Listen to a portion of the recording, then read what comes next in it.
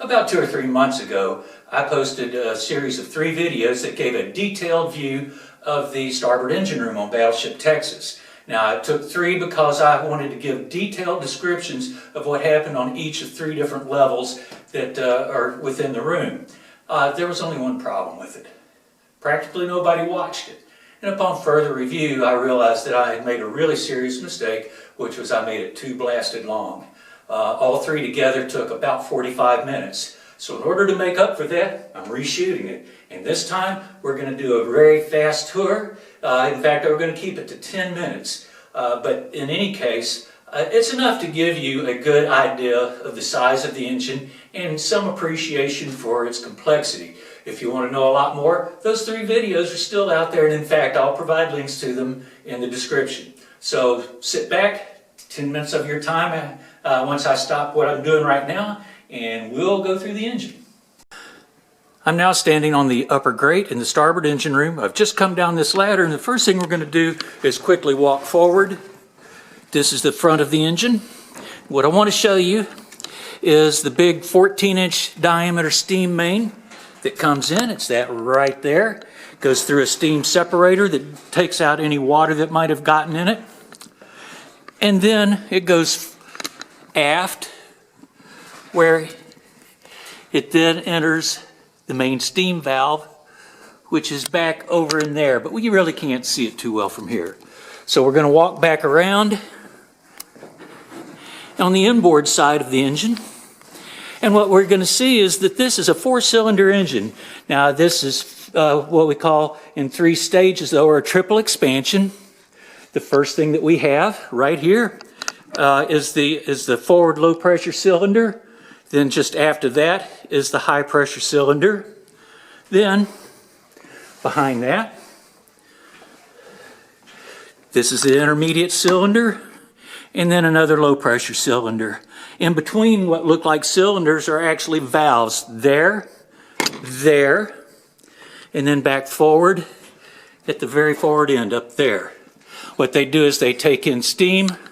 This is the high pressure valve here. It takes in steam, goes into the high pressure cylinder, back out into the intermediate cylinder, and then back out of that.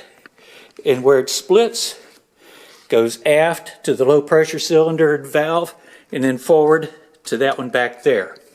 So the reason that we're having to do all of that is because the steam has to go through a huge amount of expansion, and it's far more than any 1 or 2 sets of cylinders can accomplish. Now we'll go down to the mid-grate level, and this is where the engine is controlled from. Again, we're going to walk forward, and this is the control stand. Over here on the right are the major controls. This large wheel here is the throttle valve. We have also bypasses. Here we have drains for the steam jackets because water condenses in those and they have to be blown out. And then this lever here is the reversing lever. It's with this that you make the engine run forward or backwards. We also have the engine order telegraph, which I think we've all seen in the movies. But that's not particularly accurate. It just kind of really tells them what the captains or the helms people in the helm want done. For very precise settings, we use an engine revolutions indicator, where they would actually set the engine down to a very exact RPM. Over here through this plexiglass are all the steam gauges required to measure steam coming out of each of the 3 levels of valves for each of the 3 expansion levels, along with temperature gauges. We're going to go forward and back around briefly because we start having some important equipment. By the way, here's part of the engine structure. Between each of the pistons are these huge frame members that support the pistons and what we call crossheads and crosshead bearings.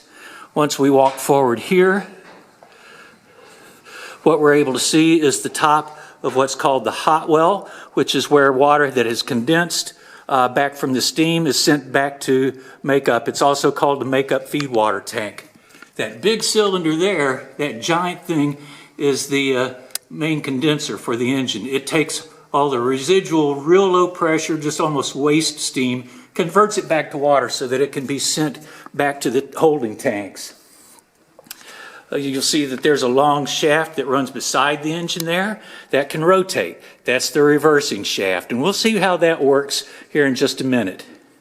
So then here we have the oil cooling and settling tank for the lubricating oil, because it's pretty hot and has picked up some junk once it's been recovered from the engine. So we'll walk back here along the way. We can see, for instance, there's a black rail that runs the length of it, and there's valves tapped off of it. That's a lube oil manifold, and that's what feeds oil to all the different bearings on the engine. Now, one other thing to note up here is this linkage here. This is called a Stevenson linkage, and it's hooked up to this arm. This arm is attached to that shaft that I mentioned to you at the front of the engine. And there's an arm like this basically at each set of the valves. When that shaft turns, that arm pulls on this linkage, and what it does is it pulls one of two, what we call eccentric rods, which are these two rods. Let's see here. They're kind of hard to see. We'll get a better view of them. Set at angles. Depending upon which one is directly underneath the valves, it's going to determine whether the engine runs in forward or reverse. Along the sides here, we have these little steam-operated pumps here and here, and then there's two more over here. Those are actually air compressors. These were installed when the ship was first built, and that was used to help compress air used for the gas ejector system, which is what blew smoke and also any burning particles out of gun barrels. There's another set of four in the port engine room. Now we're going to go down to the lowest grate. You're going to see there's some open deck here and hoses. That's because there are some issues down in the hull underneath. There's kind of been historic leaks down there, and it's well under control now, but they leave it open just in case there is a problem. Now, on this side, let's go ahead and we'll walk forward. Over on the right, we're now down next to the crank pit of the engine. There's going to be a lot of hot oil spraying and splashing around, so needless to say, it was protected. Now, one thing down here, you can see all these pipes. Those pipes and valves largely control the fuel oil that comes from the emergency feed tanks. Now we're back on the outboard side. Here's that feed water tank. A little after that is called an air pump, which is kind of a deceptive name because it doesn't pump, it actually sucks. And it sucks any dissolved air out of the water after it has been condensed from steam. These two big steam pumps here are the main feed water pumps that send water back to the boiler rooms. There's two more in the other engine room. These are lube oil pumps here. So as we walked back to the back, again, trying not to trip over any of these hoses or wires.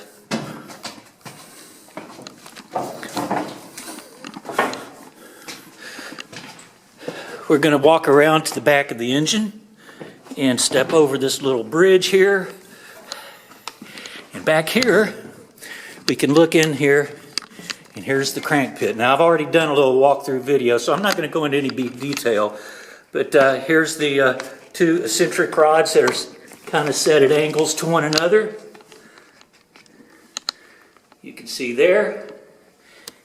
And you can see it's quite the mechanical tangle down here, but it worked pretty well. Okay, we're now below the main condenser.